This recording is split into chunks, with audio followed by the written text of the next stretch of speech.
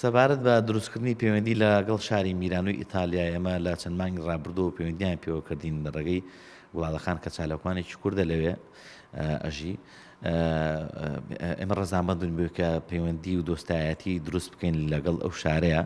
ئەمە مۆدیلێکی نوێ لە شار و شارچەکانی حکوومەتی هەرێم، بەڵام هێشتا پەرەی تەواوی پێوە نەدراوە بۆ ئاڵ و گۆڕی کەلتور و هەروە دروستکردنی پردی پەیوەندی لە نێوان ئەوروپا و هەرێمی کوردستان لە ڕێگەی ئەو شارانەوە.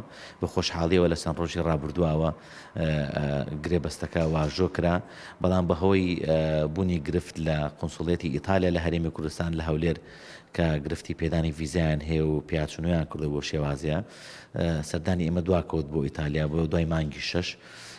بەڵام بە خۆشحاڵیەوە لە ڕێگەی نوێنەرمانەوە لەوێ مەراسیمەکە کرا و ئەو گرێبەستە واژۆ کرا.